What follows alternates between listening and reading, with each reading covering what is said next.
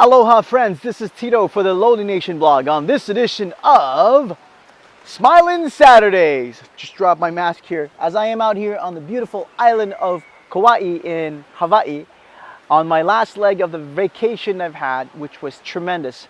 As promised to you, I'm coming to you with some aha insights, some random moments of what I think that I got inspired coming into this beautiful island of Kauai and Maui. Now last week I learned for the first time how to scuba dive. Now I've snorkeled before, but in the scuba diving lessons I got reminded of a couple of things. First of all, about the mask. And I thought I'd share this with you because it's actually some good analogy to life lessons overall.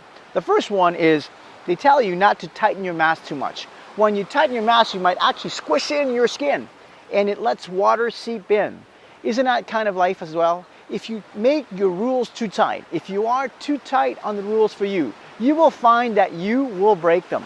If you make the rules too tight for your workers, for your teammates, for your children, you will find that at one point they'll find a way to break them. You have to find the right balance. You have to tighten your mask just enough so that the water does not seep in. Doesn't mean you don't tighten them. Doesn't mean you do not have no rules. You have to have rules, but making the rules too tight will tend to have them broken. So that's the first lesson. The second lesson is about whatever you do, whatever type of mask you buy, water will seep in somehow. It will get into your eyes, it will get into your nose. So that happens, and when that happens, there's actually a technique that you can use to get that water out of your mask. Isn't that the same thing about life? Whatever you do, however careful you are thrown some curveballs. Like my good friend Doc Vid says, it's about waves, ups and downs, and when it's down, that's when the water seeps in. You got to find a way to get it out. The technique in scuba diving or in scuba diving or snorkeling is actually to tilt your head forward like this with the mask, press on here, and then blow out the water. And the pressure from the inside will get the water out. Isn't that kind of the same thing for life? You got to stop, look forward. When the water keeps seeping in, getting close to your eyes, when you feel like you're drowning with all the challenges and the obstacles coming your way, you got to stop. Tilt your head forward, look up. Remember that mountain you're climbing. Remember the summit you're trying to get to. Remember the worthy goals you're on your way to get to. And then you got to blow out. So you got to blow out some steam. Get out, run, exercise.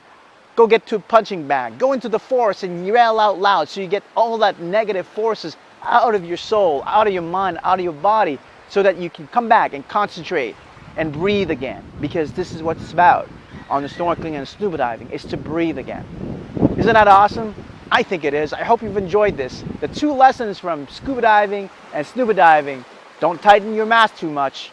Make sure it's tight enough. That means don't make your rules too tight. Secondly, when the water seeps into your mask, tilt your head forward.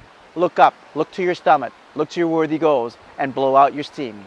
All right, hopefully you enjoyed this post directly from my last 2 days in Kauai, in Hawaii.